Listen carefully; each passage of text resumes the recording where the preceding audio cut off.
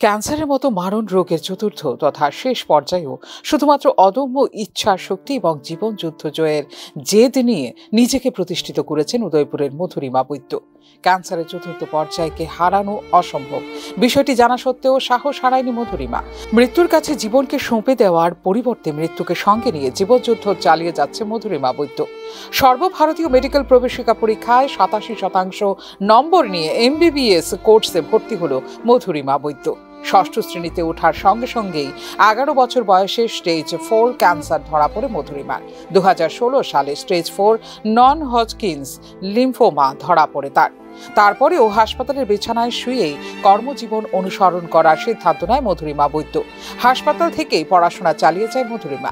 মাধ্যমিক এবং উচ্চ মাধ্যমিকে যথাক্রমে 96% এবং 91% নম্বর নিয়ে সাফল্যের সঙ্গে উত্তীর্ণ হবার পর চলতি বছরের মেডিকেল প্রবেশিকা পরীক্ষা বা নিট 2024-এ 87% নম্বর নিয়ে দৃষ্টান্ত স্থাপন করেছে মধুরিমা বৈদ্য। ক্যান্সার স্টেজ 4 এর চিকিৎসা চলাকালীন সময়ে সর্বভারতীয় মেডিকেল এন্ট্রান্স পরীক্ষার প্রস্তুতি নেয় মধুরিমা।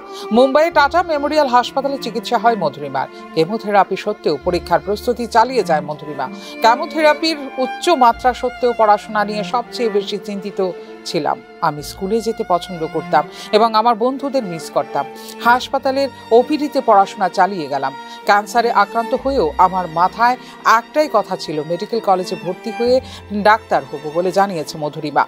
তার বাবা মা এবং বড় বোন তাকে এই যাত্রায় পুরোপুরি সমর্থন করেছিলেন বলেও জানিয়েছে মধুরিমা।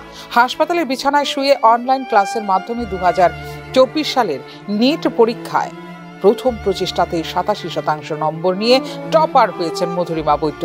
MBBS ছাত্রী হিসেবে শীঘ্রই তার অনুশীলন শুরু করতে চলেছেন মধুরিমা। মৃত্যুর অপেক্ষার চেয়ে জীবনযুদ্ধের প্রচেষ্টাই সর্বোত্তম, তা এবার প্রমাণ করে দেখালো মধুরিমা বৈদ্য। তার এই দৃষ্টান্ত নিশ্চিতভাবেই পথ দেখাবে আরও মধুরিমাদের। ফিওরো রিপোর্ট, নিউজ নাও।